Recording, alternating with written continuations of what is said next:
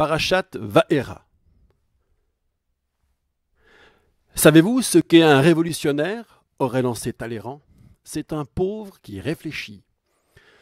Qu'entendait-il par réfléchir ce bon prince de Bénévent et des diplomates en parlant de révolte? Par les temps qui courent, au milieu de toutes ces colères, on a parfois du mal à discerner la part d'esprit et donc d'émancipation. Les excès anti-républicains qui se mêlent au mécontentement, cela inquiète. Ça tombe bien, il sera question ce Shabbat d'un peuple qui se soulève, mais peut-être pas celui qu'on croit. Voyez plutôt, il se trame dans ce que nous lirons un revirement cocasse. En effet, la paracha s'ouvre sur une veillée d'armes. Le climat n'est pas franchement fameux. Déjà dans la précédente, la stratégie divine avec sa part d'embrouille est maintes fois retoquée, tout le monde s'y perd. Trop brutale la première adresse au pharaon tout neuf, il se braque, il aggrave le sort des esclaves total. Les Hébreux sont très remontés contre Moïse qui fait savoir à Dieu qu'il est tout simplement largué. Mais là, dans la paracha de cette semaine, ça se corse. Dieu a beau faire le discours de Moïse avec de jolis raisonnements et des accents d'autorité, les « je suis l'Éternel » ne marchent plus. C'est le flop. Les Hébreux ne relèvent même pas. C'est pas par mauvaise volonté, notez bien, c'est juste qu'ils n'ont plus la force, ils n'ont plus la tête à ça. Et Moïse qui raisonne à son tour, dans ces conditions, comment veux-tu que Pharaon m'écoute? Sans parler de son handicap d'orateur. Car, et il faut bien le souligner, le problème dans ce début de paracha, c'est ça. Comment obtenir l'accord de Pharaon pour sortir d'Égypte? Ça, c'est au début. Parce qu'à l'autre bout de la paracha, tout a changé. Les atermoiements de la veillée d'armes ont laissé la place à l'action directe. Jeu de bâton, serpent et plaie d'Égypte.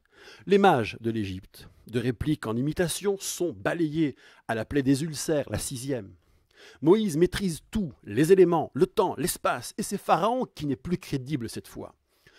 Quand il dit à la 7e plaie, la plus fantastique, celle de la grêle enflammée, « Ok, c'est l'Éternel qui a raison, moi et mon peuple, on est coupables », que fait Moïse? Il le renvoie à sa tartufferie. Et de toute façon, Pharaon, ce n'est plus l'enjeu. Le voilà, le décalage avec le début. Lui et son entêtement ne sont qu'accessoires, c'est clairement dit. L'enjeu, c'est de construire un grand récit qui dise qui est le patron de toute la terre. Mais que s'est-il passé? À quel moment Pharaon cesse d'être l'alpha et l'oméga de la sortie d'Égypte? Et puis d'abord, est-ce que c'était au programme? Ça veut dire quoi, ce changement? Alors oui, d'abord, c'était au programme. Dieu, en grand stratège, avait annoncé à Moïse une tactique en 2 temps. Plan A, on passe par Pharaon, il persistera dans son refus. À ce moment-là, plan B, on contourne Pharaon. Pour le dire plus en profondeur, on cherche d'abord à soumettre cette centralité théologique qu'est Pharaon pour le monde connu, et puis à un moment, on se passe de cette soumission. On ignore le Pharaon auto-divinisé. C'est à se demander à quoi bon passer par la première étape, comme si le but de tout ce tintamarre ne se réduisait pas à la délivrance. Comme si la victoire de Dieu passait par la déconstruction du tissu théologique de l'Égypte, prodige après prodige. Voyons donc de plus près comment ça se déroule concrètement. À bien y regarder, il y a comme une progression au fil des 7 premières des 10 plaies, puisque les 3 dernières sont laissées pour la paracha de la semaine prochaine.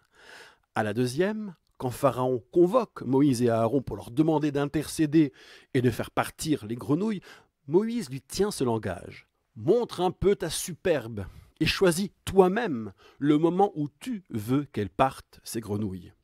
Et Pharaon choisit, soit, disons, demain. Puis, à la plaie des bêtes féroces, la 4e, le ton est déjà différent. Moïse lui assène un « au moins abstiens-toi de changer d'avis ». Et enfin, après la peste, au moment d'annoncer la grêle, Moïse fait savoir à Pharaon que ce qu'il raconte, ce qu'il confesse, n'a plus aucune valeur ni aucune importance. Alors dans tout ça, il est où exactement le point de bascule? Très simple. Vous le trouverez indiqué dans ce dernier avertissement avant la grêle. La peste aurait dû tous vous décimer, mais je te maintiens pour le spectacle. et pour faire savoir c'est qui le patron. C'est là qu'il cesse d'être l'enjeu, notre brave Pharaon. Alors on suit le guide et on regarde le récit de la peste. Qu'a-t-il pu bien fabriquer? Eh bien, il prend une initiative inédite. Après la plaie, il envoie des observateurs à Goshen, là où vivent les Hébreux, pour vérifier ce qui avait été annoncé, à savoir que la peste ne toucherait que les Égyptiens, pas les Hébreux. Dieu, par sa puissance inégalable, fera la distinction. En fait, c'est la deuxième fois qu'il y a distinction. La première fois, c'était lors de la plaie des bêtes féroces. Et là, Pharaon ignore l'info. Il ne fait rien vérifier après coup. En fait, voilà ce qui s'est passé. À la première distinction, le peuple d'Égypte sait. Le Dieu des Hébreux aime son peuple. Les Égyptiens se sont tournés vers cette réalité. Pharaon ne va pas vérifier, c'est vrai, mais son peuple n'a plus de raison de le considérer, lui, comme sa centralité théologique. Le seul rapport dans lequel le peuple se maintient vis-à-vis de son monarque, c'est un rapport de soumission. Soumission à un homme qui se prend encore pour un dieu et donc qui reste capable du pire. Alors que le narratif qui maintenait le peuple est aboli, il reste un déni face à un réel pourtant connu. On lui préfère la représentation, celle qui est à l'œuvre dans la pensée magique, comme l'appelle Hermann Broch, la pensée qui ignore la rationalité. Avec la deuxième distinction, lors de la peste, Pharaon fait vérifier. Il sait. Il sait que son peuple sait. Et son peuple sait qu'il sait. Tout le monde est confronté au même réel qui a bien eu lieu et qui investit tous les rapports. Et là, la pensée magique n'a plus sa place. Elle est chassée par le réel intelligible, raisonné. Place à la raison à l'œuvre et à l'œuvre de la raison. La pensée magique, elle triomphe quand l'esprit est affaibli, mis en sommeil par la soumission des corps. C'est l'esprit court et le dur labeur qui avaient rendu les Hébreux inaptes à seulement entendre Dieu, Dieu qui pourtant raisonnait, insensible à sa parole d'autorité parce que rationnelle. Alors l'Égypte sort d'Égypte elle aussi, ou peut-être d'abord, et elle entraîne les Hébreux avec elle. Les Hébreux dont on ne sait rien, dont on ne dit rien au fil de ses plaies. L'Égypte sort de la pensée magique, comprise comme un antéhumanisme, une forme essentielle de la barbarie, là où l'homme n'existe pas, seules les représentations comptent. Il faudra le réel et la raison pour le faire advenir, ce sujet qu'est l'homme. Ce rapport raisonné au réel, c'est ce qui, par exemple, au hasard, dans la révolte, distingue l'émancipation de la barbarie, l'élévation sociale du chaos.